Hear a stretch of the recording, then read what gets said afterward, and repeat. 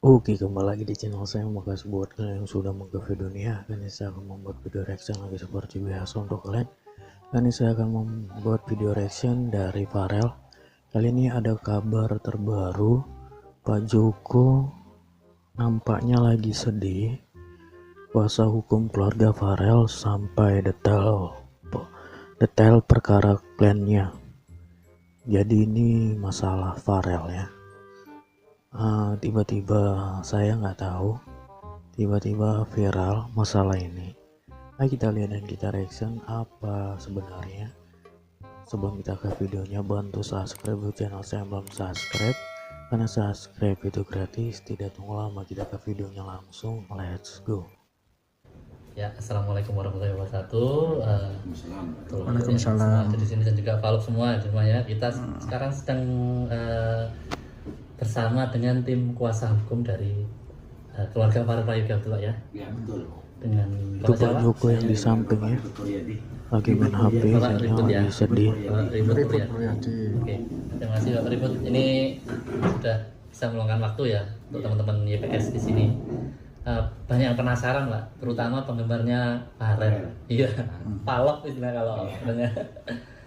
Itu bisa dikonfirmasi Pak, kan kemarin-kemarin kita mengabarkan bahwa Pak Joko ke pengadilan. Nah, itu ngapain sih sebenarnya gitu loh Pak. Ya. Jadi Pak Joko ini ke pengadilan ini dalam rangka melaksanakan hak hukumnya.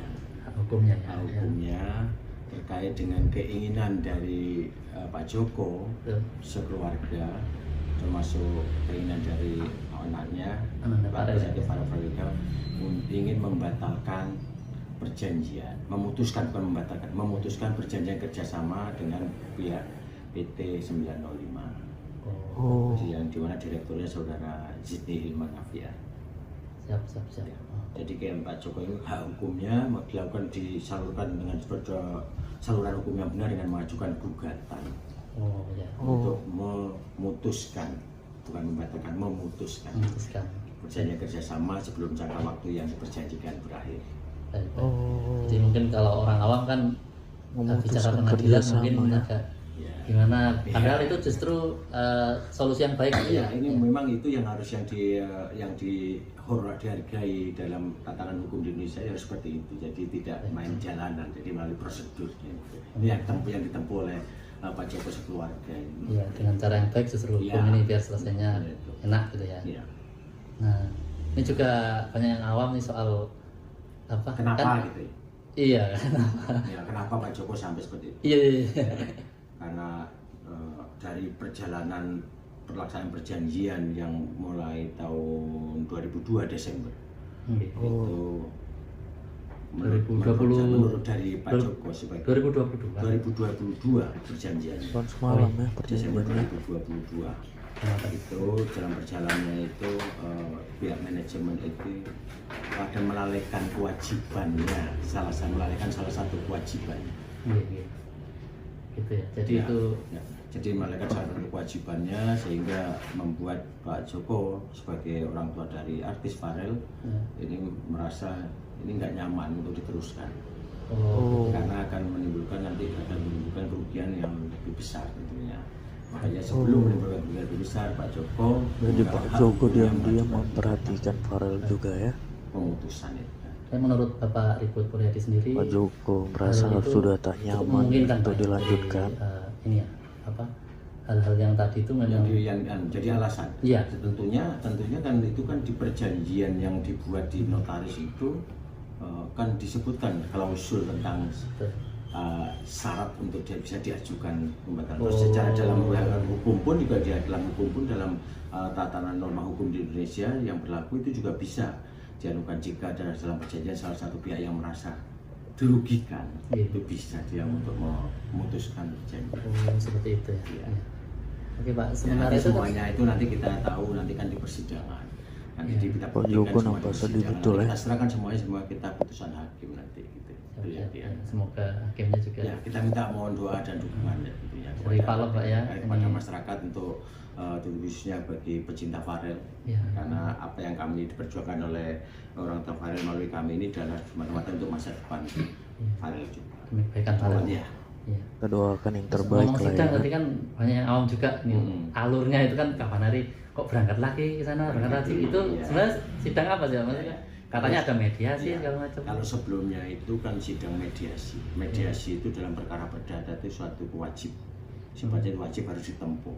Jadi sebelum diadakan pemeriksaan pokok perkara itu diwajibkan pihak-pihak itu dilakukan mediasi oleh mediator.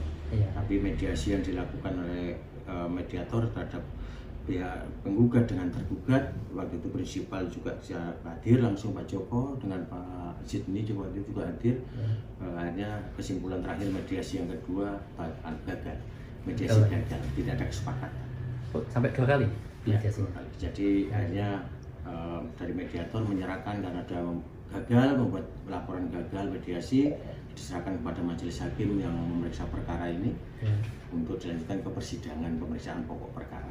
Yang dimana dilakukan tadi itu. Tadi itu, Oh. itu mulai sidang pembacaan gugatan sebenarnya tadi. Dan pembacaan. Tapi sudah mulai persidangan namanya mulai tadi.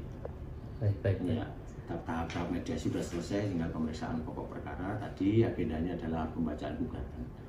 Nah, persidangan ini karena kita melalui mekanisme ekot, sistem ekot, nanti agenda jawab menjawab juga itu melalui elektronik juga melalui email.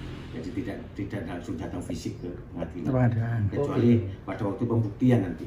Baru diketemukan semua. Baru kita persidangan secara manual di persidangan. Antara pihak penggugat dan tergugat Pihak tergugat. ketemu semua. Oh, jadi tadi itu pihak tergugat melalui ini elektronik. Enggak. Oh, ada langsung hadir. Ya, untuk sidang selanjutnya untuk sidang jawaban, habis itu ada sidang namanya replik, ada duplik itu melalui email elektronik. Oh, banyak yang komen Tadi follow lengkap ya antara Saya sambil baca Kuasanya komen. hadir tadi 2 orang. Ini masalah sama Gus Ji tapi dari pihak tergugat Manajer sendiri Farel dulu gimana sejauh ini yang hari itu sempat bawa Farel ke seperti yang Mekah. memiliki bantahan atau gimana? Belum nanti pada Oh, waktu di jawabannya kan kita tahu. di sidang berikutnya Pak ya.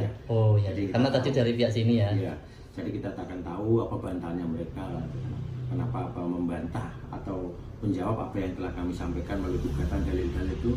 Nah tentunya mungkin yang nggak benar akan nggak dibenarkan dia, yang benar mungkin dibenarkan nanti kita lihat di jawabannya nanti. Baik.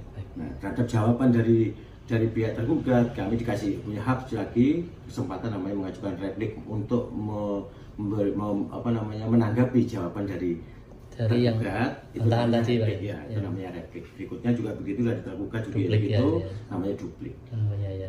Tahu sedikit-sedikit aja. Iya. Makanya dengan ini kan termasuk pencerahan hukum Pak ya dengan Jadi itu baru aja. Jadi kita memang kami itu waktu itu berharap persoalan ini bisa selesai dengan musyawarah atau pada waktu mediasi. Tapi rupanya tidak ada kesepakatan.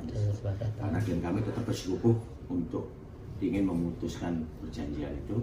Sementara dari pihak tergugat ingin bersikukuh, ingin melanjutkan perjanjian. Jadi ya nggak ada titik temuannya. Oh gitu. Oke. Mungkin dari teman-teman yang lain Memutuskan ada perjanjian ini. yang terakhir mungkin untuk menutup harapannya aja Pak dari mungkin Bapak dan juga Pak Joko gitu Ya, kalau harapan kami dari tim penasihat hukum ini tentunya apa yang kami sampaikan melalui gugatan itu bukan semata-mata yuk dihargai. Memang itu adalah keinginan murni sebenarnya keinginan dari saudara Farel. Ya. Karena juga yang merasakan semua itu kan Farel sebagai artis.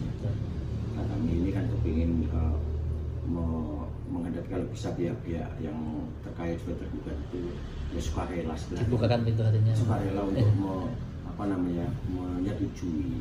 Itu harapan kami seperti itu. Karena begitu juga kalau dalam satu perjanjian salah satu pihak itu sudah tidak nyaman. Boleh Pak ya. Yang diharapkan itu kan namanya perjanjian itu kan bisa dilaksanakan secara sukarela. Makanya kalau tidak nyaman terus dia melaksanakan perjanjian dengan cara terpaksa itu kan nggak bagus juga. Terutama bagi Farel yang masih anak yang masih depannya masih jauh, secara psikologisnya kan kasihan juga.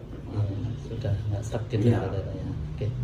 Terima kasih Pak Ribut untuk harapan Pak Joko. Saya kira Pak Joko kayaknya seperti itu juga. Jadi apa yang dilakukan Pak Joko kan juga semata-mata bukan untuk kepentingan Pak Joko pribadi sebagai orang tua, tapi melihat anaknya Pak ya. Iya. Gitu Pak Joko. Ya. Oke. Terima kasih. Terima kasih Pak Ribut untuk bincang-bincangnya. Mohon dukungannya dan doanya ya. Ya. Amin. Ya Untuk Rabbal para alamin. fan Farel, para palong. Oke, kita tutup ya. Wassalamualaikum warahmatullahi wabarakatuh. Oh, jadi itu dia permasalahannya karena sudah nggak nyaman dan ingin memutuskan kontrak. Terus ya gitulah, saya baca-baca komen katanya masalah ini sama Gus Jin nih. Saya betul nggak nyangka sekali karena hari itu saya sempat ngikutin dan saya lihat Gus Jin itu sayang banget sama Farel. Wah, nggak nyangka, saya serius nggak nyangka. Wah, tapi nggak apa-apa, mungkin di balik masalah ini jadi Farel bisa memrais ya, jadi ya memrais karir jalan, pendidikan jalan, semuanya jalan ya.